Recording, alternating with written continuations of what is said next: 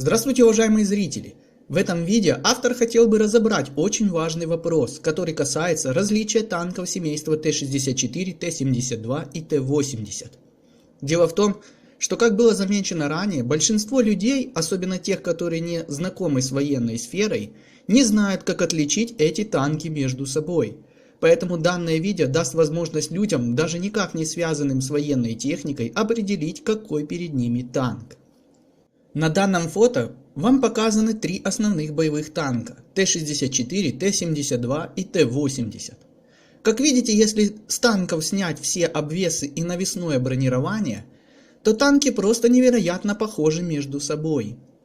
А ведь танки постоянно модернизируются и меняется их навесное бронирование и вообще навесное оборудование. Поэтому у неподготовленного человека может возникнуть непонимание, какой же перед ним танк. Поэтому начнем мы с того, что такая высокая схожесть трех основных танков СССР обусловлена тем, что все эти танки являются версиями украинского танка Т-64, созданного при СССР.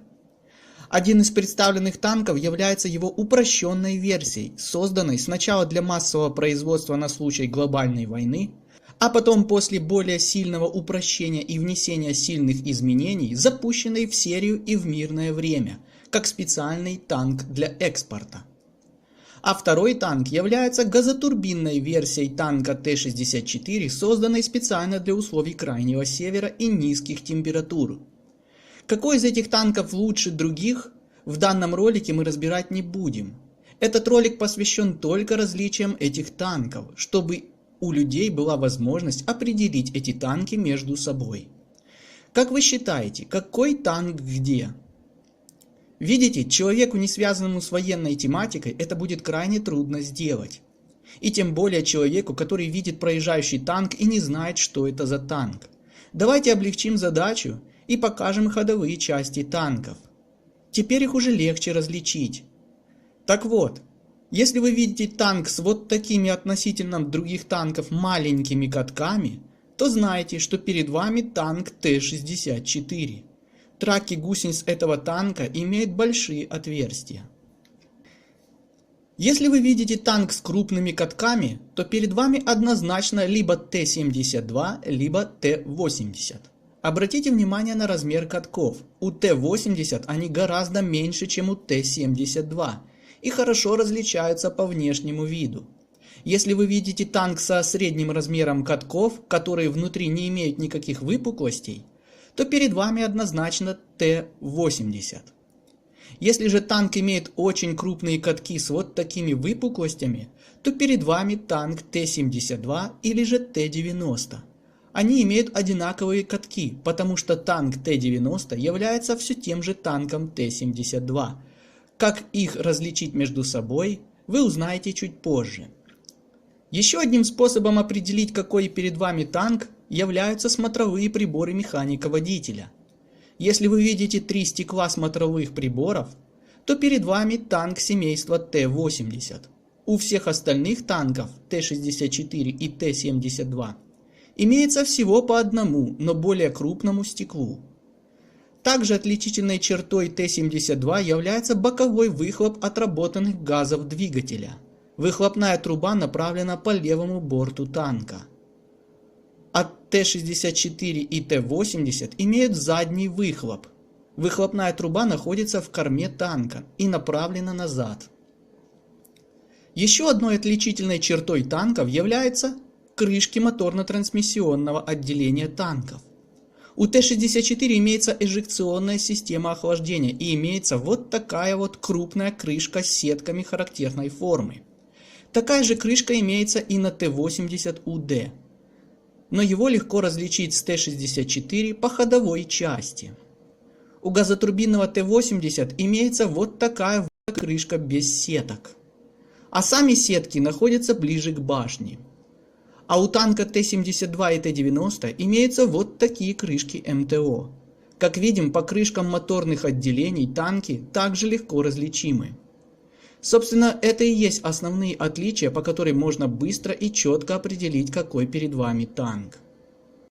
Важно учесть и тот факт, что именно ходовая часть танков семейства Т-64, Т-72 и Т-80 является их основным визуальным внешним отличием. А гусеницы и траки танков уже не являются отличительной чертой танков, так как в последнее время могут сильно меняться.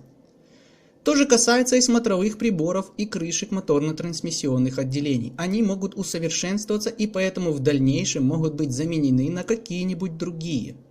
А ходовая часть пока что остается главной визитной карточкой внешнего облика всех трех основных танков. Теперь как отличить Т-72 от Т-90?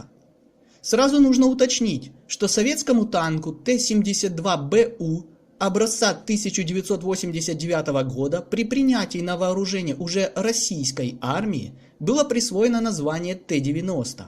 Это 17-я по счету модернизация советского танка Т-72. Сделано так было исключительно в коммерческих целях, ведь Т-72 в СССР был создан сначала как мобилизационный танк на случай масштабной войны, а потом после ряда коренных изменений в основном как исключительно танк для экспорта. Поэтому и Т-90 стал фактически исключительно коммерческим российским танком для экспорта. Визуально танк Т-72 от Т-90 можно отличить по блокам динамической защиты. Как видите, у Т-72 и Т-90 совсем разные модули вокруг башни. Более того, на Т-90 имеется комплекс оптико-электронного противодействия штора, а на Т-72 он отсутствует. Во всем остальном танки не имеют внешних отличий, поэтому если вы видите танк с большими катками и с вот такими вот установленными прожекторами, перед вами Т-90. Ну а танк Т-90М уже сильно внешне отличается от предыдущих версий, поэтому его уже трудно спутать с другими танками. Теперь как отличить газотурбинный танк Т-80 от дизельного Т-80УД?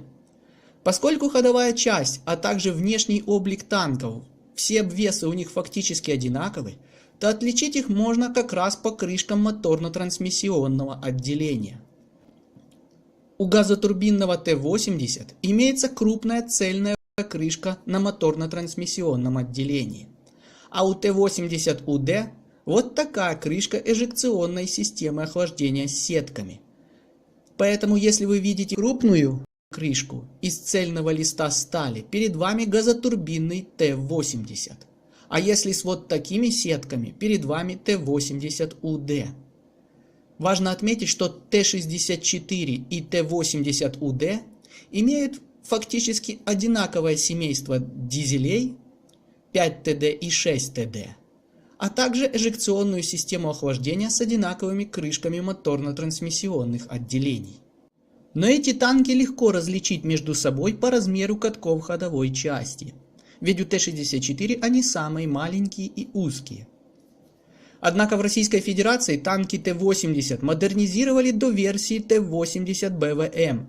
Вот такой имеет вид эта версия. Ее уже легко можно отличить от других.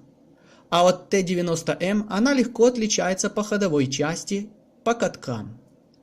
Также эти танки отличаются по смотровым приборам. На Т-80 их по-прежнему 3, а на Т-90М одно, но чуть крупнее стеклышко.